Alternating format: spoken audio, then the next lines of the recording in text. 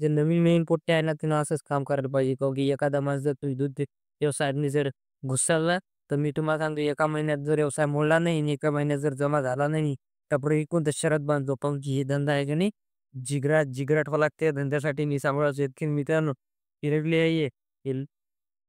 नमस्कार शेतकरी मित्रांनो, तुमचं फार्मर शेतकरी चॅनल पुन्हा एकदा स्वागत आहे. आज नवीन एक व्हिडिओ घेऊन आलो. आपले शेतकरी जे युवा पिढी आहे, जे नवीन-नवीन जे शेतकरी मित्र आहेत, तर ते आपले दूध व्यवसायामध्ये फसते काय?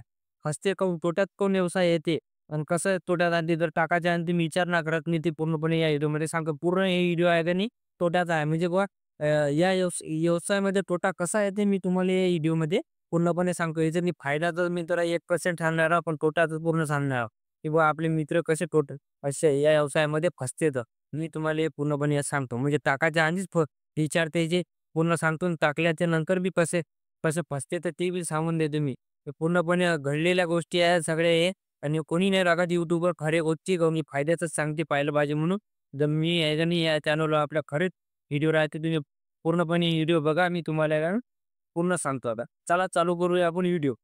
तर मित्रांनो पहिला प्रश्न येते YouTube. तुम्हाला सांगा जे नवीन-नवीन जे पोट्टे आहेत, तर ते आहे का नाही YouTubeवर पहिले पाहते. पाहते तर असं पाहते तर त्याच्यानी गुंतून जातील. ते YouTubeमध्ये आहे का नाही एवढं मोठे-मोठे गोष्टी राहते, की तुम्हाला सांगू का मला एवढं प्रॉफिट आला 10 म्हशीचं, एवढा रोज पाडतो मी ₹50,000 ₹60,000 मग ते नवीन-नवीन पोट्याला काय वाटते, की नाही गड्या खरंच म्हशी व्यवसायामध्ये एवढं प्रॉफिट आहे. ₹70 लिटरनं माफ करते तर कॅल्क्युलेटर मोबाईलातच काढते तर. म्हणजे ते मोबाईलातूनच सगळं पाहते तर. की बुवा नाही एवढं प्रॉफिट आहे त्याच्यातनी, एवढा फायदा आहे त्याच्यातनी. सगळं ते मोबाईलवरून त्याचं पाहते, की बुवा एवढं-एवढं इन्कम होते. मग त्याच्यातनी आहे का ते फसत चालले जाते. तुम्हाला सांगू का ते काही ते व्यवसायामध्ये फसत चालले जाते ते दुसऱ्याचं पाहते आणि YouTubeवर पाहते आणि ते फसत चालले जाते. तुम्हाला खरं सांगतो. तर ते पहिला प्रश्न तुमचा मी सांगतो YouTubeवरचा. त्याच्यावर काहीच पाहत जाऊ नका तुम्ही YouTubeवर. तुम्ही जर पाहत असाल तर तुम्ही चांगल्या माणसाला विचारून पहा. नाहीतर मलाच विचारून सांगा तुम्ही काय कसं करायचं मी तुम्हाला पूर्णपणे सांगते. तर दुसरा प्रश्न येते आपला आहे का नाही मग त्याच्यानंतर आहे का नाही तुम्ही लोन काढता, लोन काढून आहे का नाही तुम्हाला प्लॅन बनवता, की बुवा असं-असं हे करायचं. मग व्यवसाय बी तुम्ही प्लॅन बनवता. मग त्याच्यानंतर म्हशीचा प्रश्न येते. म्हश म्हशीचं. म्हैस घ्यायला गेलं तुम्हाला सांगू का? तुम्हाला सांगतो म्हशीत बी दुसरा प्रश्न सांगतो मी फसते कसं? तर हे पहा म्हैस घ्यायला गेलं तिथं व्यापारी भेटते वेगवेगळे. व्यापारी भेटल्याच्या नंतर आहे का व्यापारी फसवून टाकते तुम्हाला. चांगलं काहीच माहीत नसते तुम्हाला फत्र बिन फसवून टाकते ना कोणाला संग न्यानं फसवून टाकते तुम्हाला. म्हणजे आहे का नाही तुम्हाला सांगू का त्याच्यानं तुम्ही म्हैस घ्यायला गेले. ते म्हैस आहे का नाही 1-1, दीड-दीड लाखाला म्हैस आहे. तुम्ही आता लोन काढता 10 लाखाची, 12 लाखाची लोन काढता आणि की ₹1,50,000 म्हैस आणलाय. तर तुम्ही तर मग घाटातच असाल ना. तर तुम्हाला सांगा की लवकर आहे का नाही जे नवीन-नवीन जे असा करते, तर मी ते तुम्हाला सांगू लागलो की घाट्यातून कसे बसते ते. आता हे 1,50,000 लाखाची म्हैस आणली तुम्ही. 1,50,000 लाखाची म्हैस आणली गाभण आहे. 1-1.5 आता 8 एक महिन्याची गाभण आहे बुवा. एका महिन्यानं जणते म्हैस. तर तुम्ही आहे का नाही रे घाट्यातच आहे ना तुम्ही 1,50,000 लाखाची म्हैस आणली आतापासून तर तरी पण तुम्ही घाट्यातच आहे ना. मग विचार करा तुम्ही ते पाहिलं नाही की किती लिटर दूध देते आणि तुम्ही पाहिलं नाही ते आपला हल्या देते का वगैरे देते ते बी नाही माहीत तुम्हाला. ते तुम्हाला काहीच माहीत नाही. आणि तुम्ही जरी मुर्रा जातीची आणली, म्हणजे त्या म्हशीचं काहीच माहीत नाही राहत आणि तुम्ही 1,50,000 लाखाची म्हैस घेऊन येता. तर तुम्हाला तिथे पण फटका एक बसला, ते झाला दुसरा प्रश्न. तर त्याच्यानंतर आहे का नाही मित्रांनो, तुम्ही 1,50,000 लाखाची म्हैस आणता. तर मी 1,50,000 लाखाची म्हैस आणल्यावर तुम्ही पाहता का तिथं माया अंग आहे, काही आहे का, तिला बिमारी आहे का? काहीच नाही माहीत असते आणि तुम्हाला जे नवीन-नवीन बोटायचे, जे नवीन-नवीन व्यवसाय टाकले, त्याला काहीच माहीत नसते. तर आता जर तुम्ही सांगा, आता जर दुसरी म्हैस घेऊन आले, पण एकाने म्हैस घेऊन आली आता. आता हे 1,50,000 लाखाची इथले पाहून आणले. मग तुम्हाला एकच 1,50,000 लाखाची चांगली म्हैस भेटते का? दुसरे मग एकच म्हैस भागवता का दुसरीकडे म्हैस आणताच ना तुम्ही. तर दुसरी तुम्ही म्हैस आली. समजा तुम्ही दुसरी म्हैस आणली आणि त्याची बिमारी निघाली. तर झालं काय तुम्हाला तिथे नुसकान? हां, तुम्ही 1,00,000 लाखाची म्हैस आणली पाहिजे आता तुम्ही. 1,00,000 लाखाची म्हैस आणली गाभण आहे. तिला त्यांनी का आता मायानं आलं तिथंच घाटा बसला का नाही झालं का नाही दूध कमी तिचं मायावरून विषय सांगितलं मी 1,00,000 लाखाची म्हैस आणली. मायाला 3 लिटर दूध देते भाऊ. 3च लिटर दूध देते. तुम्हाला खरी गोष्ट सांगतो. मायाला पडलं की. असे विषय असते तर तुम्ही सांगा असं अधिक एक हे तिसरा प्रश्न झाला की तुमच्या घाट्याचा. मी अधिक एक सांगतो तुम्हाला घाटा कसा लागतो अधिक. हे पहा तुम्ही विचार करता की शहरातले लोकं की बुवा आता इकडच्या चाऱ्यावर कसे जगवते म्हशी, इकडच्या चाऱ्यावर कसे जगवते म्हशी आणि आपल्याला काय होते आपला तर घरचाच चारा आहे. तर मी तुम्हाला खरी गोष्ट सांगतो, आपण घरचा चारा तुम्ही टाकतच ना, विचार मोठा करता पण प्लॅनिंग काहीच करत. तर तुम्हाला सांगू का, अ, तुम्ही बी नाही का नाही गवंडा विकत घेऊन येता. विकत घेऊन आले तुम्ही, की तुम्हाला आहे का नाही तिथे ₹50,000-60,000 तुम्हाला कुठार भरावे लागते. काऊन की तुम्ही विचारच मोठा करता, त्या म्हशीचा दामच घेऊन यायला लागतील. म्हणून 50,000-60,000 अजून कुठारच भरून टाकता.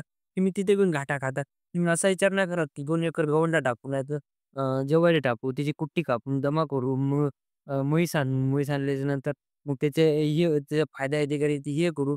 कोटा कोटा बांधायच्या आधीच कोटा बी नका बांधू, काहीच नको बनवू, अशी विचार करा तुम्ही. म्हणजे झिरोतून मोठं व्हा तुम्ही. तुम्ही आहे का नाही 1 पासून मोठे व्हायला पाहिजे. झिरो राहिला, मग झिरो जेवढा खतरनाक असते, की तेच मोठं करत असते माणसाला. तर तुम्ही झिरो पकडा, 1 पकडू नका, झिरोपासून मोठे व्हा. तर हे पहा मित्रांनो, मी आहे का नाही असे वगार आणत असतो. हे वगार नाही, हे बघा तिकडे वगार आहे. तुम्हाला दाखवतो. हे बघा, हे पण वगार आहे.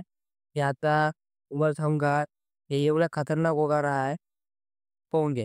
हे प्युअर मुर्राचे मोगार आहे आणि त्याच्यानंतर ही येते आपलं जाणं.